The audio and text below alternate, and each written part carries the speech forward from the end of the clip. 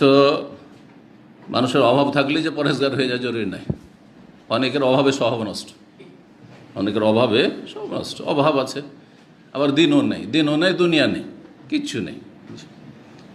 আখেরাত আযাব আর দুনিয়া তো আযাব ওদের জন্য। কিন্তু যদি গরিব মানুষের দিন থাকে তো অল্প দিন পালন করেই কিন্তু ধনীদের চেয়ে অনেক এগিয়ে যেতে পারবে, 500 বছর আগে জান্নাতে পৌঁছে যাবে। হাদিস আছে না নেই? কিন্তু কোন গরিব? ধার্মিক গরিব, ধার্মিক গরিব, দিনদার গরিব, পরেশগার মানুষ। অভাব ছিল, দুনিয়া কষ্ট করেছে, ওর উত্তম প্রতিদান আল্লাহ আখেরাতে দিয়ে দিয়েছে। যে ধনীদের হিসাব হইতে হইতে 500 বছর লেগে গেছে, আর এর কোনো হিসাব নেই। আল্লাহ কিসের হিসাব নেবে? সালাত নামাজ, 5 ওয়াক্ত নামাজ পড়েছি, রোজা আল্লাহ রোজা রেখেছি, জাকাত পয়সাই ছিল না জাকাত দিব, আরও জাকাত খাওয়ার মতো লোক ছিলাম, গরিব মানুষ ছিলাম, হারাম খাইনি, হালাল খেয়েছি, যা খেয়েছি, ডাল ভাত খেয়েছি। আর হজ, আল্লাহ হজ উমরাও করতে পারি, তো হজ তো দূরের কথা, পয়সাই ছিল না। আর কিসের হিসাব? হ্যাঁ, কোনো হিসাব নেই, সোজা জান্নাতে চলে গেল। সুবহানাল্লাহ। কিন্তু ধনীদের এক এক করে হিসাব শুরু হয়ে গেল। আল্লাহু আকবার।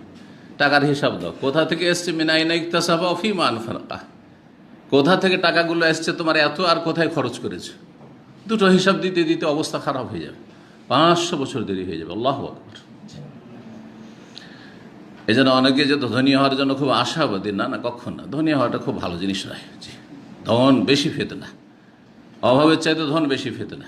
অভাবের কারণে যেসব লোকেরা গোমরাহ হয়, তাদের সংখ্যা চাইতে অনেক বেশি সংখ্যক লোক পয়সার কারণে গোমরাহ পথভ্রষ্ট হয়ে রয়েছে, বেদিন হয়ে রয়েছে, জি, পাপে ডুবে আছে। জি, আল্লাহ হেফাজত করেন এরকম ধন সম্পদের ফিতনা থেকে আর দারিদ্রের ফিতনা থেকে, দুটোই ফিতনা। আল্লাহ হেফাজত করেন, আমাদেরকে দিন নিয়ে বেঁচে থাকার তৌফিক দান করেন।